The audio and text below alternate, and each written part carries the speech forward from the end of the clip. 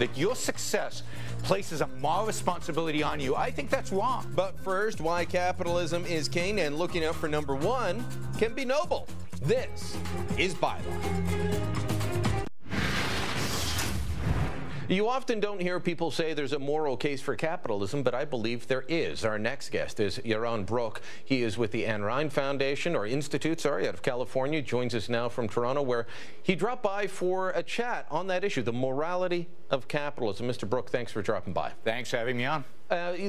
People think capitalism, morality. No, capitalists are crooked. They're in bed with the government. They're buying people off. Is that what you're fighting against, or are you supporting that? No, we're fighting against the whole perception of capitalism as based on fraud and based on buying off politicians. That's not capitalism. That's cronyism. That's what capitalism has evolved into because of the growth of the state and because of government intervention and the extent of regulation and taxes and so on. Businessmen, unfortunately, have become crony. But that's not what capitalism really is about. Capitalism is about building stuff, creating. But more fundamentally, it's about individual freedom and individual liberty. That's why it's I believe, the only moral economic system, because it allows individuals to pursue their own happiness, to pursue their own rational values, to make the most of their own lives. We hear lots of complaints in Canada about, well, we've got the big banks. They make so much money, the big five or the big six, depending on how you count them. They make so much money. They're ripping us off, and they perceive that as capitalism. Or the cell phone companies. And I don't know if you know this, but our mobile phone bills in Canada are among the highest in the developed world. And people say, well, see, capitalists are ripping us off. But these are all the most profitable industries in this country are all highly regulated by the government, and there's government oversight agencies, and people move back and forth, and a lot of backslapping and a lot of cronyism going on there. Look, you can't blame anything that happens in the world today on capitalism, because capitalism doesn't exist in the world today. What we have today is a system of massive government regulations, particularly in the banking industry, at least in the United States, a market that I know more about. Banks are the most regulated industry in the country.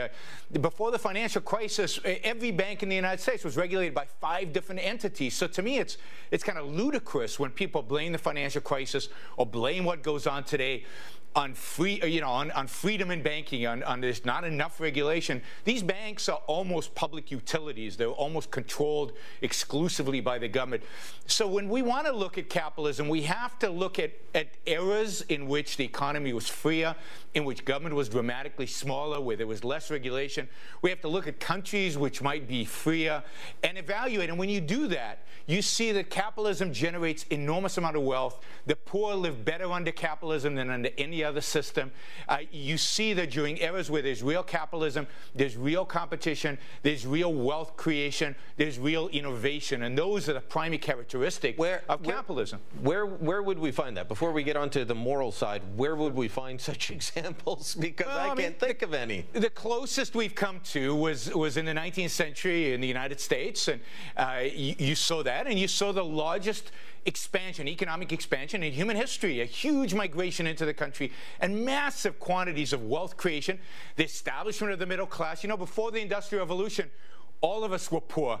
By 1900, 1920, 1950, a whole middle class was created, and the poor were far better off. But even today, look at a country like Hong Kong or like Singapore, where they have at least economic freedom.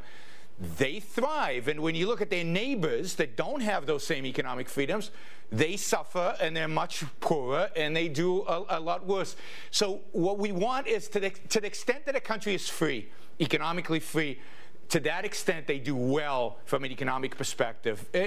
Also, capitalism is a system of generally individual freedom. So you get a respect for individual rights, you get a respect for freedom of speech, you get a respect for the civil liberties in addition to the economic liberties. The Rand Institute promotes the ideas of the founder, Ms. Rand, also promotes objectivism, an idea that she put forward. People that know a little bit about it might be saying, well, objectivism and morals, those, they don't connect there, and neither morals doesn't connect to capitalism. Explain the moral case. Well, Ayn Rand redefined, in a sense, morality. She challenged our existing morality, 2,000 years of morality, that says that your moral purpose in life is to serve others, is to sacrifice, is to be selfless. Indeed, that conventional morality that's out there today is incompatible with capitalism, and as a consequence, capitalism is in decline. What she defined as a new morality, a morality of rational self-interest, of long-term rational self-interest, of the individual trying to make the most of his own life without sacrificing to others, but without expecting other people to sacrifice to him, without being exploited and without exploiting, living your life and making the best of your life. That's her morality, and that's a morality that only capitalism respects. Capitalism is the system in which individuals are left free to pursue their own happiness without government telling them what they can and cannot do, how they should live, what they should do. And this is true both in the economic realm and in the social realm.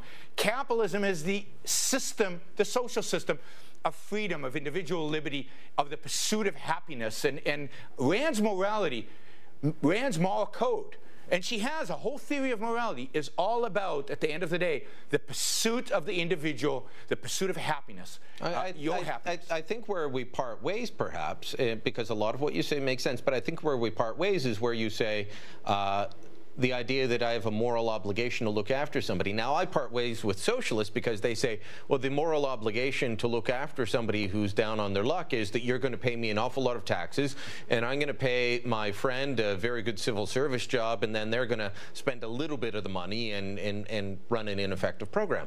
I would actually say that it's there's a moral obligation to look after those who are down on their luck, to help them up so that they have an opportunity.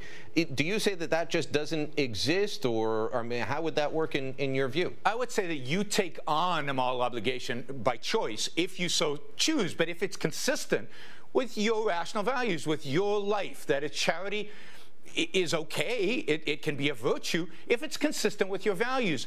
But this idea that as soon as you're born and you're successful and you work hard, that you somehow have this burden placed on you, that your success places a moral responsibility on you, I think that's wrong. And I think it doesn't help the people who are struggling. I think their moral responsibility is to make the most of their lives. And when we give them these checks, when we hand them goodies, when we hand them favors, what we're doing is suppressing their ability to take care of themselves, to achieve their own personal happiness, to get a job, to get the self-esteem that entails.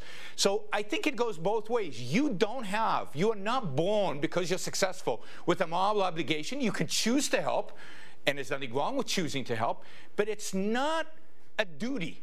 It's a choice. You should never be forced to do it. If you do it, you should do it voluntarily because it's consistent with how you want to live your life. All right, Mr. Brook, an interesting talk and an interesting book, Free Market Revolution. Thanks for dropping by. We'll chat again soon, I hope. Thank you. Absolutely. You got some big testicles to pull this off, bro. Charles Ramsey is his name, and once you watch this video, it's a name you'll have trouble forgetting. A must-see video for you right after the break. This is Byline.